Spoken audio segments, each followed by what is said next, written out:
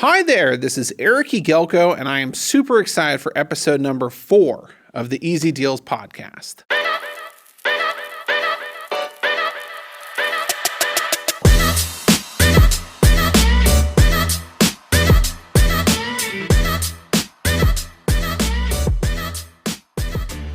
All right, welcome back. Well, today I'm very excited to have a seasoned commercial real estate broker to talk about the current real estate market. Tim Gosselin, welcome to the studio. Thanks, Bert. Tim is a senior broker and partner at Lee & Associates in northern San Diego and specializes in industrial, medical, and general investment properties. Tim, welcome aboard. Thanks, Erik. Appreciate being here. So Tim has been in the commercial real estate business for almost 20 years now as a broker and has seen multiple market cycles, done a plethora of transactions, which we're going to get into later. I've known Tim for many years from my brokerage days. He's definitely a well-respected member of the community. Tim, for the people who don't know you, why don't you give us a bit of your background from getting started in real estate, obviously through many of the market cycles you've seen in 2008 and through COVID, and how you got to where you are today. Well, it all started during Y2K. I became an IT guy. And then in Los Angeles, I transitioned out of IT and started doing residential loans. That didn't work out so well. It was a startup company, not a lot of training. And I went from an engineering background to a sales, business development, and those are just totally different sides of the brain, and didn't do well in the residential loan game. But I was in Los Angeles. I met a girl. She was a senior at UCLA, and we started dating. And I told her, honey, I don't like LA, and I'm failing in this industry, so I'm going back to San Diego. She came with me. She gets a job as an office manager at a small boutique commercial real estate firm. And then over time, they have IT problems. So my old background would kick in, and then I'd turn around whenever they couldn't print or get on the internet or whatever. I'd help them out. And I was in the process of getting my real estate license at that point. And then the owners of the company were taken off. They knew I was getting my license. Hey, Tim, we're going to take off. We've got a bunch of listings. Can you manage our portfolio, sign calls, tours, help us out while we're, just keep moving deals forward while we're gone for a couple of weeks? Yeah, sure. No problem. Because I was transitioning at that point, and come back. They liked what they saw and heard. Hey, you want to do this full time? Go to the front desk. Hey, honey, guess what? We're working together. And so that was my start, and the guy that I was working with was blazed a trail in the central San Diego market, had done a lot of industrial products, so it was just a natural fit that I didn't have to blaze a new trail doing a different product type or in a different location. So that's how I got my foothold in the central San Diego sandbox and doing a lot of industrial deals early in my career. So Tim, let me ask you this. Really compelling story, starting basically as the tech support guy and then just getting handed a bunch of listings in your lap. Obviously, having a technical background is completely different than brokerage and sales and really all parts of the skill set. What was that learning curve like? It was a ginormous learning curve, but I really hung on to the techie side. So when it came time for social media or leveraging email for mass email, things of that sort, for me, that was very easy to tap into. And so that was very helpful early on. So you basically make a name for yourself with this initial group of listings, and then you transition into being a full-time broker. What did the first, let's say, 5 years of your business look like doing commercial real estate full-time? Gosh, it was a lot of knocking on doors initially, and then servicing inbound inquiries. So a lot of tenant rep assignments. Some of those became buyer rep assignments. And so really more on the occupier side of the equation is where I was doing a lot of my transactions. And that ultimately gave birth to, working with buyers and tenants is great, but it's, as you know, it's so much easier just to control the product, and then everyone comes to you. Yeah, no, I also started doing a lot of tenant rep leasing, and it's like no one gets their time wasted more than the tenant rep broker. Yeah.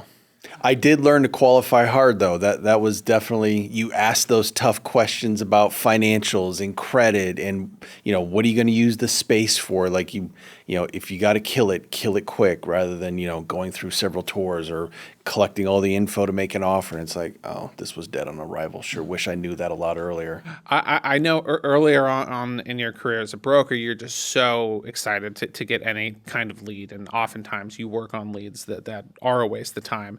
Any specific funny anecdotes stand out?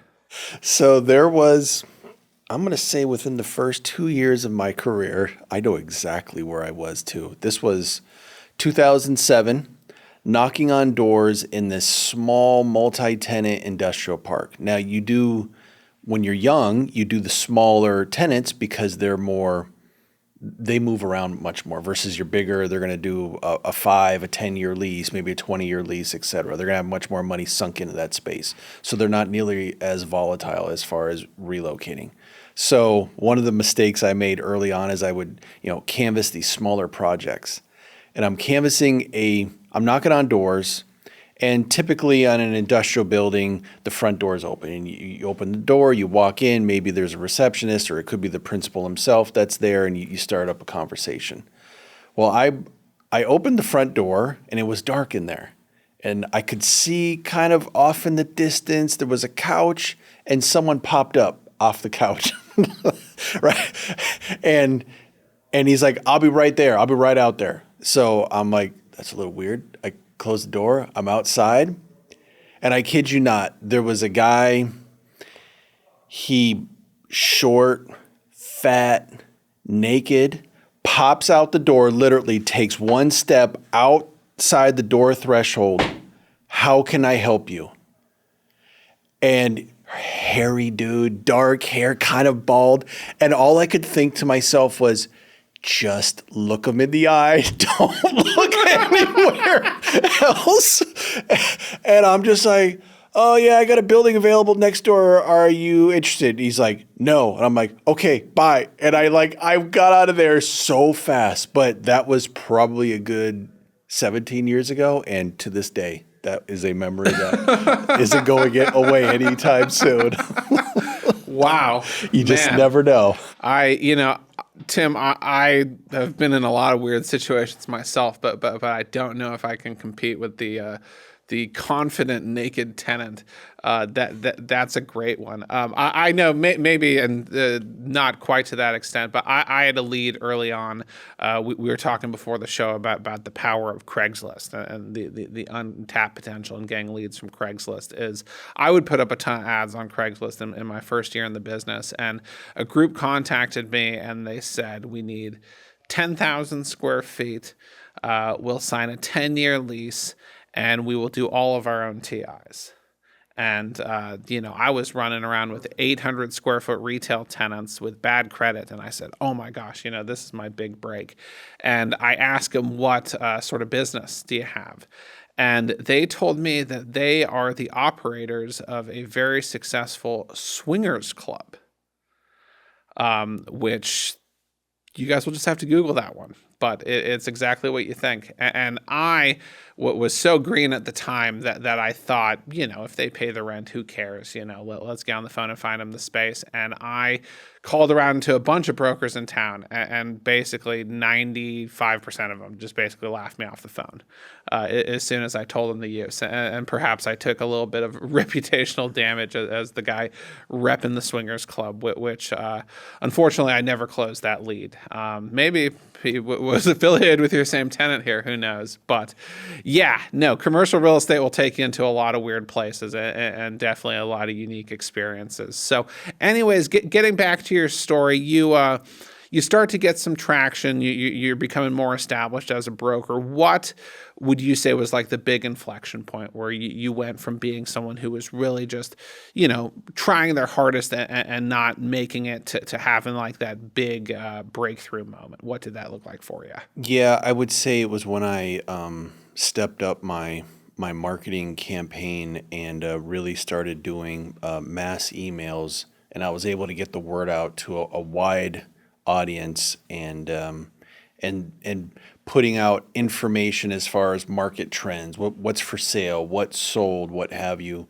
That really took me to the next level. And now all of a sudden, instead of me having to go out to go get business, now all of a sudden my phone is starting to ring inbounds, and that was really helpful. And so whether it was building owners that were calling me, or, hey, I saw you got this available, I'm interested in it, and maybe it works for them, maybe it doesn't. And if it doesn't, you dovetail it into a tenant rep assignment. That for me was a big, I've had several inflection points, but that was probably the first in my career. Was there a tell me about like the first big paycheck you made. What did that look like, and how did that make you feel? So the first, well, big is relative. Early in my career, so the first building that I repped a buyer, and he purchased an industrial condo, and I think I made like 15 grand. And for me, that was like, I made it. Wow. And looking back at it now, it's like, oh, that doesn't go very far anymore. I mean, that was probably 6 months rent for you at the time. Yes. Yeah. And then, moving on, I've had some larger transactions. There was one deal in it. They start small, where I had a medical office deal not too far from this recording studio, actually. And I put in like 1,000 square foot chiropractor. Didn't make a whole lot of money on it, but the building owner was happy, and all was going well. And it was a multi-tenant, office building. And so I knew other opportunities were going to come as a result of it. And then lo and behold, like 12 months after I did this tiny little chiropractor facility, they were looking to sell. They had just had enough of, they were at a point in their life where they just didn't want to deal with the toilets, tenants, trash, taxes, and like, Tim, we're ready to sell. And so I gave them a broker opinion of value. And then they turned around, took that broker opinion of value, and went to a tenant in the building that had expressed interest. And there was about a $700,000 gap between what I said the value was and what the tenant was willing to pay. And they're like, if you're willing to come up to the tenant just a little bit more, we'll sell it to you, and we won't even put it on the market. And the buyer said it was overpriced and he wasn't going to pay. So then they give me a call. We put it on the market. Within 2 weeks, I was able to find a buyer. And lo and behold, there was this option that this tenant had to purchase the building. So before, we had to have contingencies in the contract. But the good news is I was going to get paid if this tenant did buy the building, and it came up $700,000 and paid slightly above full ask when he could have had it for, it was like $4 million, and he could have ended up buying it for like $3.3 million. Yeah, a big difference. And all of a sudden you start getting multiple offers coming in, and things change. And he's like, if I don't buy this, I may get kicked out of this building when this lease comes up. And he was a dentist, and he's like, that's really, can't have that. That can't happen. And yeah, that was my first $100,000 commission. That was really nice. Wow. But it all started with a small transaction. You take great care of the client. It was a great tenant. Tenant had a great relationship with the ownership, and so that really just solidified the relationship. And then when it was time to sell, I was the person they were going to go to for that. Well, no, I think that there's a lot of lessons that people can take from this story. One being that you mentioned is that you never know where things are going to end up. And that oftentimes something that seems very small and trivial can just, get deeply rooted and blossom into this enormous opportunity. So, good on you on going the extra distance, especially on the small deals. Making a substantial fee like that, I feel like really changes your perspective on your work and what is a productive use of your time. That, you look at a $100,000 commission and you're like, man, this is a lot of tenant rep deals to make this same kind of money. So with closing that big deal, how did it change your business plan as a broker? When you start having success in the business, the first thing that happens, at least for me, I'd love to hear your take, is you start thinking bigger. Yes, you can go with the smaller guys and they're easier to say yes to, and they'll work with you much easier and much quicker. But when you make that big pop, those big hits, all of a sudden it's like, you know what, I can hold out, I can be more selective on who I choose to invest my time in. And that was a game changer for me. It was just that ability to be willing to pull back and say, where should I put my time in the marketplace? What's your take on that? Yeah, I would say it was a big inflection point for me to just focus on the big deals. I think it's an easy misconception for newer real estate agents to think, I'm going to work on the small stuff because that will be less competitive.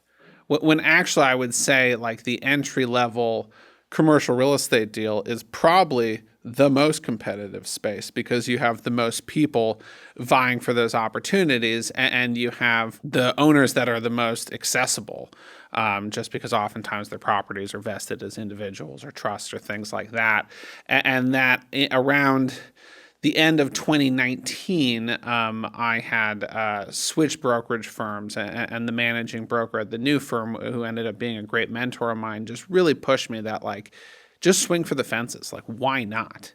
Go for the big deals. If you're going to walk in with all this bravado, you might as well be, fighting a bear instead of fighting a gazelle.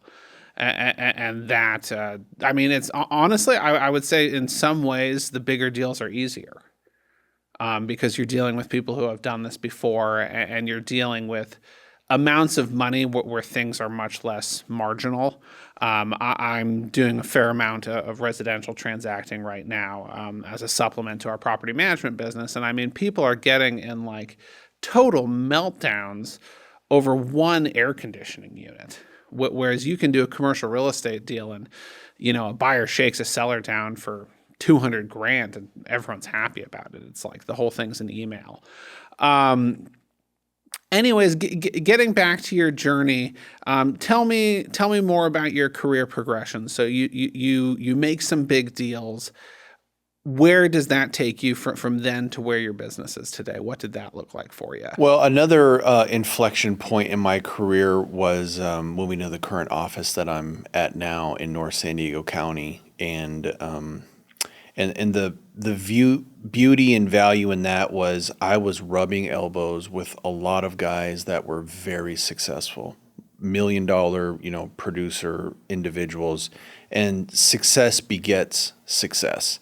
And, in the competitive environment that we're in, when you see someone that's crushing it and they're hitting out of the ballpark and you see what they're doing, it's like, well, I can do all that. And so it really upped my game. It took my game to the next level. It's just rubbing elbows in the office with very successful individuals. And you could see how they got to be successful. They weren't idiots. They weren't scumbags. They weren't rocket scientists either, but they were consistent. They operated with integrity, and over a course of time, you could just see it play out in their success. And there's a reason why the top guys stay the top individuals year after year after year. It's not luck. It's a lot of persistence, perseverance, a lot of integrity, a lot of trust that clients have in them, and so they keep going back to them. So that was really the next inflection point in my career. What have you seen? Yeah, no, I would agree with you completely that it's like it's much better to be in the ocean with the sharks than to get comfortable being the big fish in the small pond. That I remember when I first joined SVN, I was like a year into the business, and we would have these sales meetings where everyone would go around and talk about what they were working on. And I didn't have much going on at the time. I was only a year into the business, and I have this like visceral memory of like this just so much anxiety that I had put on myself. Like it was like the first day of class, and you have to stand up and introduce yourself. That I just made myself feel so bad that I didn't have anything going on, that it motivated me to get my business going. So it's being around other people who are successful makes it seem so much more attainable. And like you said, you pick up on these characteristics. Like I have found the most successful real estate agents that I've met are very patient in some ways. That it may take 5+ years of working on a seller to get them to sell their property. But then at the same time, the most successful agents also, I would say, are generally impatient people.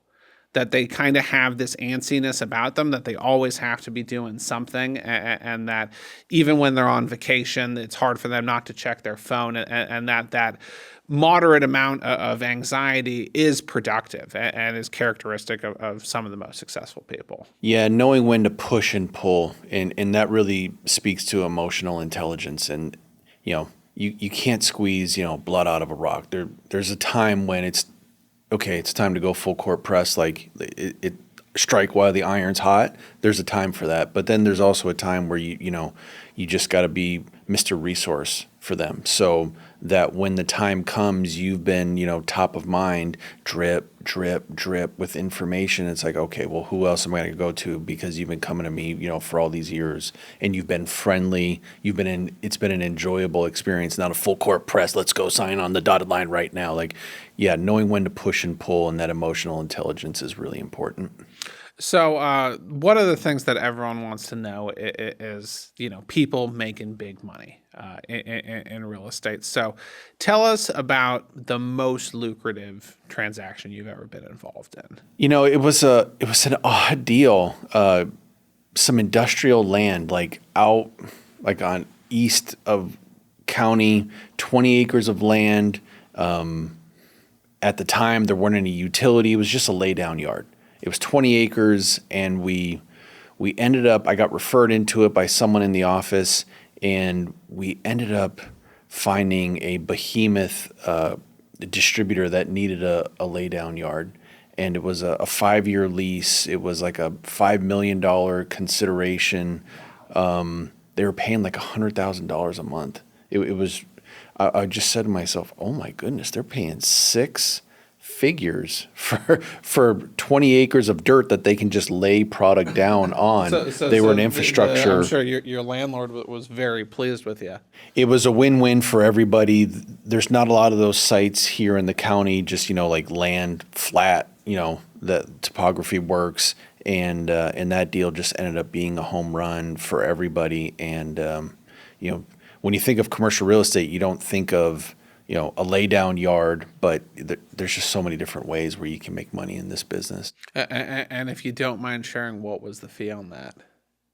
I believe so. There was a tenant rep on that. It was another group in my office that repped the tenant, and that was a $250,000 commission that got split each way, and both sides had to work really hard. I was representing the owner, and their headquarters was in Germany at the time.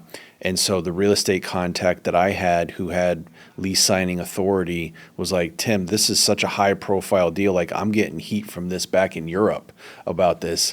And so big deals can take a while to get done because there's just a lot of different hands that have got to bless the deal and give it the green light to move forward. And that was something where he was getting pressure on. And I'm like, I can only move this as fast as it can go, but ultimately it got done, and it was a home run for everybody. Wow! So 20 acres, $100,000 a month, $250,000 commission. European landlords, national corporate tenants. I mean, this is big business. That is super cool. So, looking, and congratulations on that, by the way. Look on the flip side of things. Tell us a story about like a big flop? What's something that you either majorly wasted time on, or you felt like you were very miscalculated in how you handled it? The big flops that I remember that hurt are the listings, and you told the seller a number they wanted to hear, and you couldn't deliver, and then it just sits, and you can't move it, and then they end up hiring someone else, and those are the ones that burn the most. So I've got a couple of those, and this was when we were coming out of the Great Recession. So like 2012, 2014, right around there, the market wasn't on fire yet. And so there were a couple that happened right in that point. It was like, looking back. And so, and again, that emotional intelligence and just understanding, if you're a buyer, it's always too much. And if you're a seller, it's never enough. And just understanding, getting back to that emotional intelligence and understanding the psychology of each party, and just managing expectations, and just knowing whatever number you tell them, they're not, like, if there's a range, they don't recall the low number. And that, like, I don't understand the residential game. Like, oh yeah, the house is for sale at either $1 million or 1.1. And my mind goes, well, that seller's just thinking 1.1. They're not even looking at the $1 million, because they're thinking the top dollar, that's what they want. And then the buyer's gonna be looking at the bot, and it's like, you've already created this like friction, and you don't even have an offer yet. Like, I'm so glad I'm not in the residential game. Yeah, I mean, I could trash residential agents all day, but I would definitely agree with you. I feel like a lot of my biggest learning moments were from listings that I overpromised on, and that it's difficult in the beginning of your career, because it's such a frenzy to try to drum up any kind of business, that when you have someone's attention, you don't want to miss out on the opportunity. But it's, you take on a listing and you drop a bunch of money on videos and marketing and LoopNet and all this kind of stuff, and then you lose that listing, make no money, and you see someone else sell it. You quickly address your valuation strategy when it comes to taking on future projects. I had one in La Mesa that it was a aquarium store, and a private equity group from out of state had bought it and was just going to flip it immediately. And I had been doing a lot of leasing in the area, so I sort of got in the mix on brokers that were interviewing for this thing, but it was like pretty far out of my league at that point. I mean, I don't think I had closed the deal over $1 million. And I told this guy this thing was worth $3 million. Unbeknownst to me, he had just bought it for $2 million. So I pretty much bought my way into the listing, and all these other brokers in town had interviewed for it and didn't get it, and thought I was out of my mind. And the seller, also unbeknownst to me, had like a 90-day lease back, and I only got a 90-day listing agreement. So the tenant basically obstructed me from showing the building the entire time, because they were totally pissed off that this guy was flipping it, and I couldn't sell it. I lost it to a broker who I felt like I had stronger capabilities, and he immediately got a huge price reduction. And the seller put a bunch of money into it, and the tenant vacated, and it was like a big learning lesson to me that you need to be strong, but you need to be smart, and that just aggressiveness by itself is not how you get deals done. Yeah, I mean, sometimes it's best to be the second individual professional that gets the opportunity to sell the building, because now they'll listen, versus before the seller could have just been hard-headed and this is what I'm getting and you're going to get it for me, and if you won't, that's okay, I'm going to keep going till someone else does. And when you do enough deals, like, okay, great, you want to waste, you don't say this, but like, you want to waste your time, you go ahead with someone else, and then I'll come back. For me, it's the time component. I commissions will come, that for me is not a big deal. It's the time. I can't get, if I waste my time with that, 90-day listing, the tours, the putting together the marketing collateral, all the time it takes, trying to work with a client that's really not workable. It's like banging your head against the wall. And it's like, that's now at this point in my career, it's like, I'm willing to pull back and say, God bless you. I'm probably not the right person to help you. and then you just stay friendly and maybe it comes back around. Yeah, I had one of these meetings last week, and I told the seller it would be irresponsible for me to take your listing at this price. Right. Well, how say it however you need to say it, where you're not insulting them, but it's like I got to back away from this. I got to pull back. So Tim, let me ask you this: having worked with a wide variety of sellers, what do you see as some of the biggest mistakes that people make when they're either preparing to sell their property or when they're actually selling their commercial property? Well, first impressions, whether it's pricing or just how a property presents, I would say either one of those two first impressions are just so very critically important. A little lipstick on a pig goes a long way. I'm sure you've seen that as well. So, I mean, if you price a building correctly and it shows well, then that's going to take you a long ways into having a successful transaction. What have you seen? I would agree completely. I mean, it's just to get a landscaper, a junk hauler, and some touch-up paint is going to cost you a couple $1,000, but it's like I would say it probably reduces your time on market by 50%. I think a big shortcoming that sellers have is not keeping appropriate financial records on the performance of the property, because it's the buyer's impression when they get sort of those Microsoft Word doc P&Ls is that they have the upper hand and that they are going to be able to take advantage of the situation. Whereas when you send someone the Dropbox and everything is labeled and you got 5 years of every single kind of expense, all of a sudden the buyer realizes I'm dealing with a very serious person and that I need to negotiate appropriately. Plus, most likely this building needs financing. And if you have been, keeping your receipts in a shoebox, there's not a lot of lenders who are going to work with you. Yeah. Yeah, and that's why it's so important to put your best foot forward. And just with professionals not getting all of that due diligence information, the financials, the vendors, who's been working on what, it's so important to have that, and then turn around and present it to the buyer right out of the gate. So this way here, eyes are wide open. So now we're not retrading this deal while we're in mid-flight and escrow. That's really helpful too. So I'm just a big fan of, let's get everything up front. Let's do all the work up front. And that's where the time component comes into play with me. This way here, everyone's eyes are wide open. Do you like it? Does it make sense for you? Do you want to buy it? Yes, no, you're not going to hurt my feelings, but let's make a decision and let's go. Something I've found to be very productive, especially when you're dealing with larger, more sophisticated buyers, is I do what I would refer to as like a pre-offer walkthrough. That I will meet them at the property, even if they have a broker. The broker can come too, and I will I call it putting the skeletons in the front yard. Is I point out everything that I know to be wrong with the property. I give them any negative feedback I have about any of the tenants. But basically, I try to disarm them of any of their retrade moves. And at that point, they're the most eager to do the deal because they don't have it tied up. So they're going to be much more open-minded to these issues than once you're in escrow. It's like every crack in the concrete is the end of the world. Right.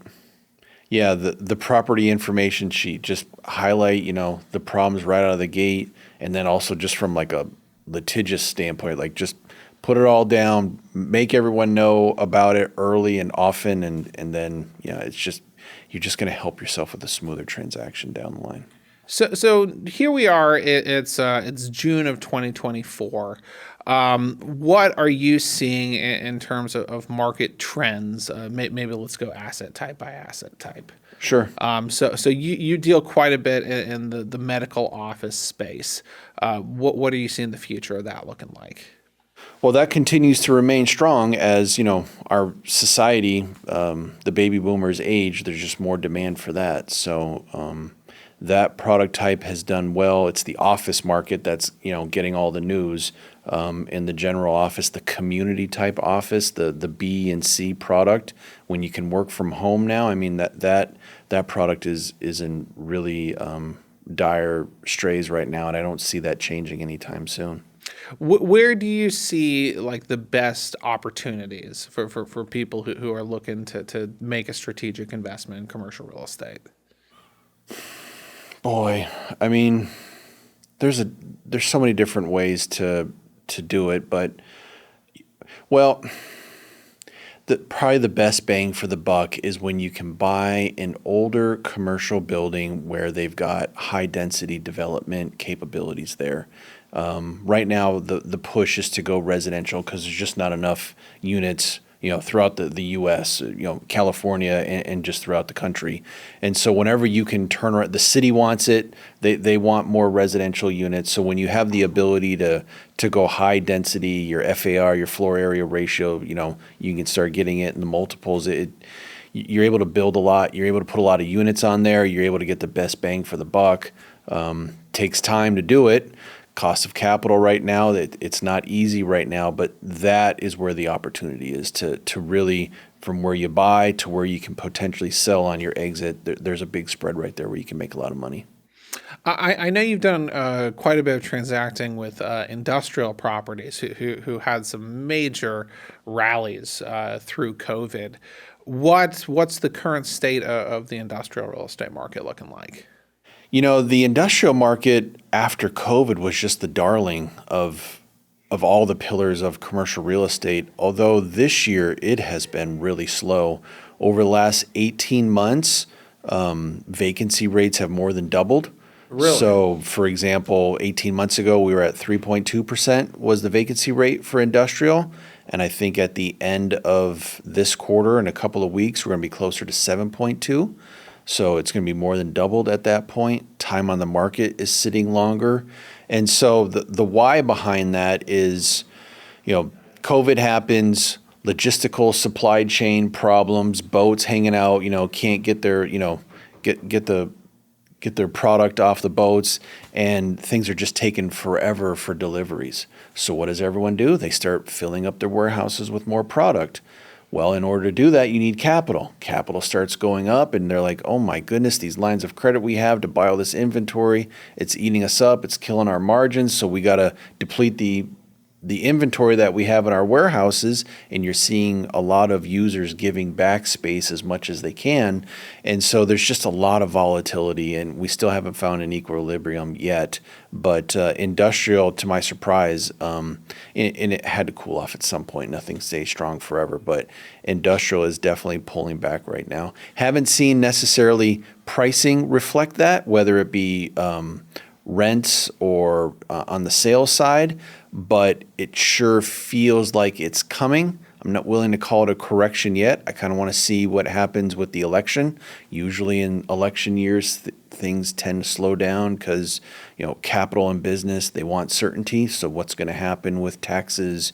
We're going to have a pro-business, president type of thing. So I'm anxious to see what happens after the election, and do we see a pickup, or if it continues to where more and more product comes available, then you're going to see more noise about a correction in the industrial world. I know that a lot of people talk about interest rates as a major headwind for really all businesses, but especially commercial real estate. Where do you think interest rates are going to go? Do you think we've hit a peak? Are there going to be cuts this year? What are your predictions? My crystal ball is better than nobody else's, Eric, but I would, if you just look at it from a historical basis, where we're at now, 7%, for someone looking to get a loan right now, that's kind of where historically where we've been for the last 20, 30 years. And I know everyone's, thinking money's going to get cheaper in the future. And I personally don't believe that's going to happen. I think we have to wean ourselves off of the sugar high of free money and cheap money. But time will tell.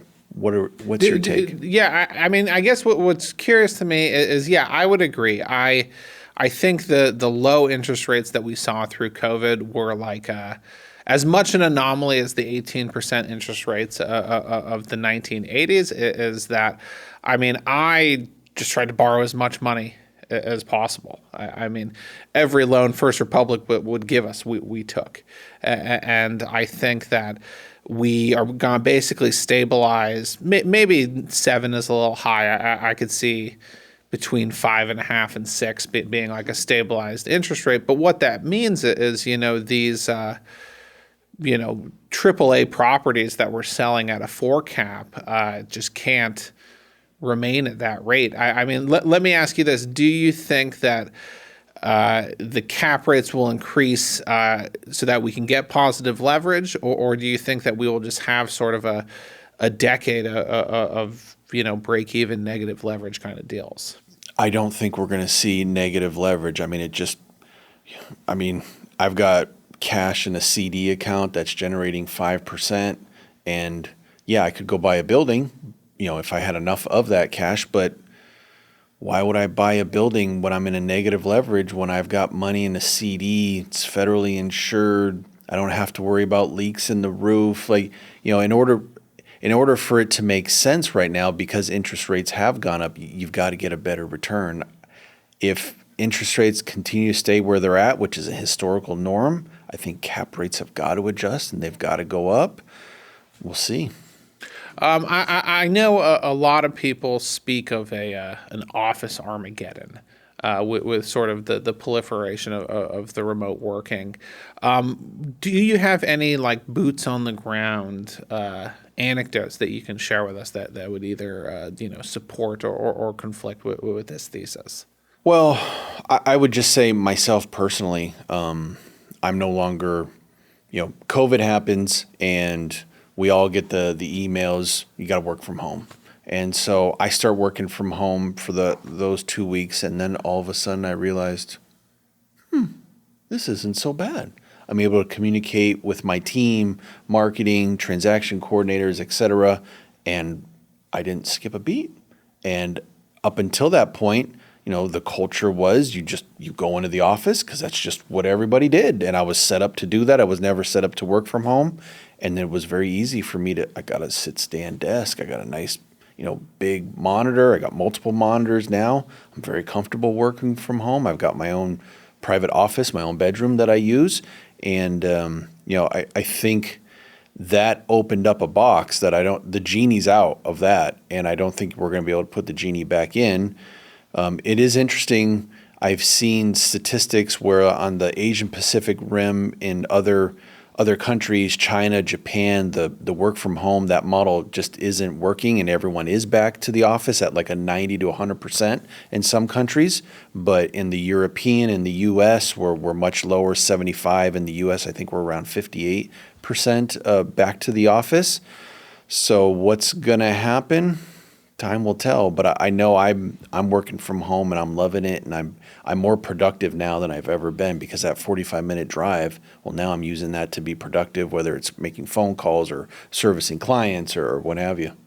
Are you seeing your lease listings dragging more? Like, I guess, is the reduction in tenant demand tangible? Like, are you seeing it in the market? Well, fortunately, from a listing standpoint, I've never made it a focus to work on office listings. I hunt for industrial. Sometimes I will trip over and I'll get asked to work on office product, but I would be very selective on the office product that I work on. I mean, unless it's a flight to quality scenario, it's a really nice product, I personally would look to shy away from representing something like that because you just know it's going to be an uphill battle. You're going to have a ton of tours. Everyone's going to be price conscious because you're all going to be competing on price as far as rent goes. Everyone's competing on concessions, all the different, common area amenities now. I personally, from an investor standpoint, wouldn't touch office right now. And everyone likes to talk about office turning into residential. Well, it's just not that simple. The bones of the building usually don't pan out. The parking ratios, usually you got to demolish it. And values for office haven't come down that low. Zoning becomes an issue.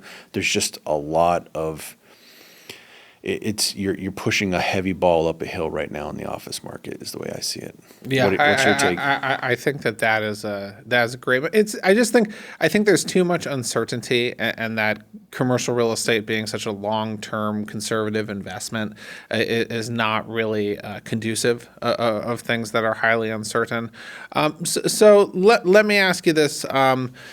What do you see the future of your brokerage career looking like from here, being that you've accomplished so much? What are your goals now? What are you striving to achieve? Well, certainly getting more active on the LP side, limited partnership, getting a piece of those quarterly or annual checks on dividends is something I'm looking to get more in. So really, when I'm prospecting now, I'm prospecting with the mindset of, I or my team could potentially invest in this, and is this something that I'd want to invest in? Is this the right price I'd look to purchase it at? So just having more of an investor's mindset is really something that I'm changing my thinking and having a paradigm shift going forward.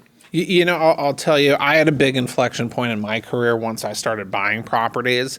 And I found that as a broker, when you meet with an owner and you are also an owner, it's like you're standing much more shoulder to shoulder, and that you're much more relatable, and that the value that you provide is so much more extensive because you're not just looking to make a commission, that you've dealt with the same kind of problems that they're dealing with. Let me ask you this, in terms of your investment criteria, what would be symptomatic of a deal that you would want to invest in? Well, I mean, at the end of the day, it doesn't have to be pretty. Usually the dirtier it is, the better the deal it is, right? It just needs to be something that can be cash flow positive. I'm not necessarily product type driven. It's just, does this make sense? Does this pencil? And doing your due diligence and just looking at it from a longer perspective. Or, is this going to be a stable asset? What exactly am I buying here? Mm-hmm, mm-hmm. Yeah, no, I feel like it's you want a dirty property and a good location with fixable problems. Yeah. That's, sometimes you see something, you're like, this is such a great deal, and you realize that it's because it has an unfixable problem, and that there'll be some of these buildings that are just transacting all the time because it's always like the most recent buyer thinks he's smarter than the seller, and then the cycle just continues. For a lot of the people who are watching are newer to commercial real estate. Thinking back, almost a 20-year career now, if you were to go back in time and see yourself, what kind of advice would you give Tim at 1 year in the business compared to the 19 years of experience you have now? I would really focus on with the kids. When I say kids, let's define that. Someone that hasn't seen a down market, you've got a lot to learn, and you may potentially be learning it pretty soon here. But just know your story. We all have a story, and if your clients could hear what you say to yourself, would your clients hire you?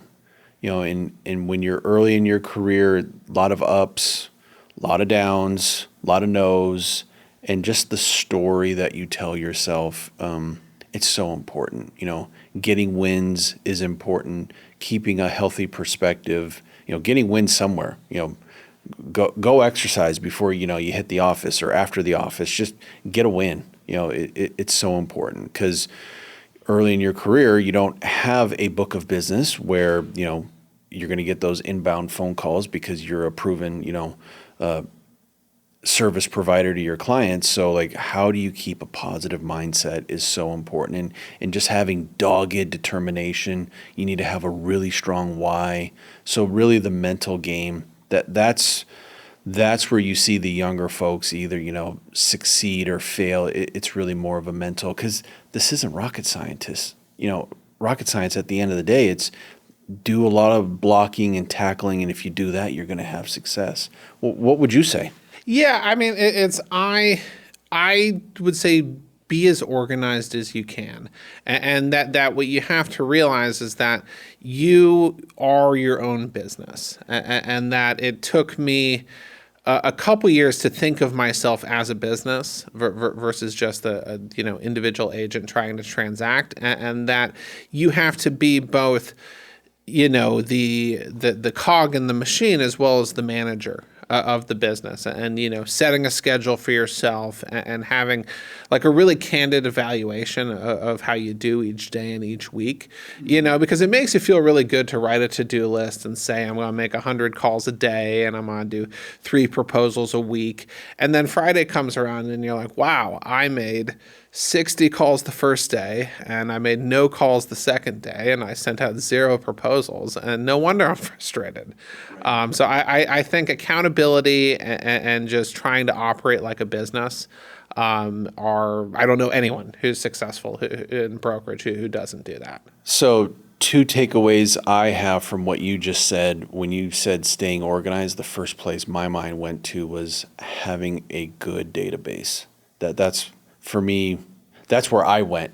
Where were you going with staying organized? And honestly, I wish I would have just kept the same database the whole time, because the grass is always greener with these shiny software presentations. But yeah, I think taking a lot of notes about the people that you're working with, and not being dead set on what the meeting was originally about.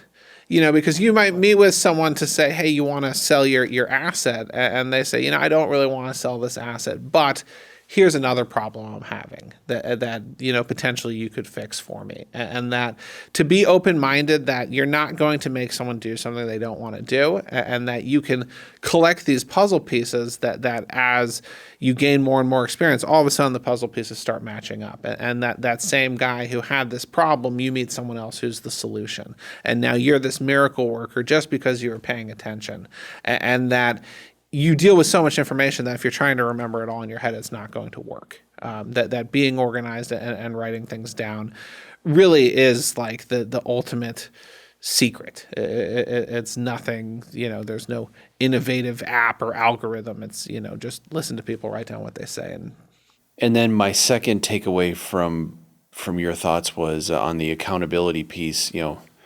First place my mind went to was consistency. Like you said, day 1 you made 60 calls. Day 2, maybe it came down to 30, and then it starts going downhill from there. Just staying consistent is so important in this industry where you have so much freedom, with your time to do whatever you want.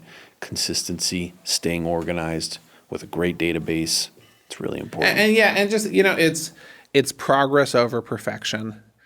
100%. Like you can make 100 calls and get laughed off of every single one, but that is better than giving up after 50.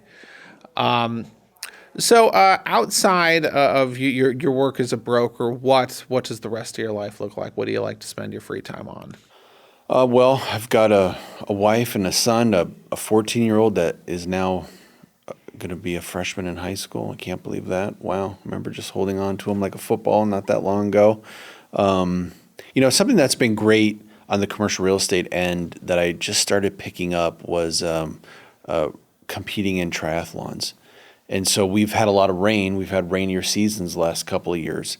And so a buddy of mine, we used to mountain bike on Saturdays, and then the trails would get washed out. So instead of going for a mountain bike ride, we'd go for a jog or a swim in the pool. And then he pops an idea because he had done 1 or 2 before. He's like, hey, Tim, why don't we do a try? We're already doing all the elements. I look at him. I'm like, okay, let's do it. And really getting to the story that you tell yourself. So I always thought of myself pre my first try as I'm a sprinter. I'm a speed guy. I'm going to run with power. I'm going to run quick, but then I'm going to tire out, And that was because I never had the consistency to train to put in the mileage that it took. And so as I was running my first triathlon race, and it was a sprint triathlon. It was I think it was 16 miles total between the swim bike run. And in my mind, I had this, I'm a speed and power guy in my mind the whole time as I'm training. And then when it comes race day, I did the swim. I actually was over 50 percentile in my age group, and I had no expectations as far as where I was going to place. All I wanted to do was just not stop. My attitude was, I'm going to die trying. My heart may explode, but I'm not going to stop no matter what. But yet I still had in the back of my mind, you're just a speed Empower guy, you don't have endurance, you don't have perseverance. And so transition from the swim to the bike, and I'm assessing, how am I doing? And I realize, I got this. I'm going to do this. And I immediately, this was last year, about a year ago, I started crying like a baby on the bicycle as I'm pedaling. and again, what you tell yourself, the story that you have is so critical and so important. And I believed I was going to do it. And then after that, it was like, okay, I got this, let's go. And, just having a story, doing things that are hard, comfort is like the enemy of progress. Don't, like, everyone wants to chase comfort, and it's like people that do that, they're just not happy, they're not successful. But when you're doing something that's hard, boy, like you can see, like, that's a person that's making waves. That's a person that's making it happen, whether it's with family or with marketplace or what have you. So for me, triathlons has been a game changer, just with mindset and confidence. Yeah. How about you? What do you do? Yeah, no, that's super cool, and I found that a lot of successful real estate people are into these like really grueling, challenging physical type of activities. That there's another broker who one of my first big deals I closed. He was the buyer's broker, and this guy is into the like adventure racing that you like go out in the woods with a compass. Personally, I'm a golfer. I would say that golf is not grueling, but it is incredibly challenging. And that I would say, like brokerage, it's probably 90% psychology. And that if you get upset with yourself and you can't really handle the pressure, you're not going to play very well at golf. And I would say it's identical to brokerage, that people are going to try to rattle you all the time. And that being able to maintain this like ultra, nirvana type of demeanor, brings a lot of success. So we this was fantastic. Unfortunately, we're running out of time, so we have to wrap up. So for people who are watching the show, who are interested in working with you, what would that look like? In what capacity should people reach out to you? Yeah, well, I love working with building owners that have a goal, that are looking to transition, that are looking to retire, and perhaps they need to take this asset and they just want to sell. They'll pay the taxes and they just want to move on. They don't want to deal with the 4 T's, the toilets, the tenants, the trash, the taxes. And then others are like, no, we don't want to give that much to the government in capital gains. Let's dovetail it. I really enjoy putting a plan together for a client where, okay, we're going to exit and then we're going to turn around and dovetail it into X, whatever that X is. Whether it could be a DST, it could be a triple net, property. That for me is a sweet spot where you've got a building owner that's looking to reposition or just do something different. I love helping those individuals and putting together solutions that are a good fit for them personally. And no two families and scenarios, companies are the same, and different outcomes and where they're looking to go in the future. So if you got a building in San Diego or Southern California and you're looking to sell at a commercial building, please give me a call. Would love to talk with you about that. And Tim, as far as people reaching out to you, what is the best channel for them to do so? Yeah, my website is probably the best place to go. Tim Gosselin, Gosselin, timgosselin.com, and you can get my contact information and see my body of work in the business. Fantastic. Well, Tim, this has been fantastic. Any closing notes or anything else you'd like to add before we sign off here? No, just work hard, pursue excellence, say a prayer, and it'll all work out for you. Fantastic. Well, thank you so much. Yeah. All right. Well, that is it for episode number 4 of the Easy Deals podcast, sponsored by Palm Tree Properties. We will see you on the next one.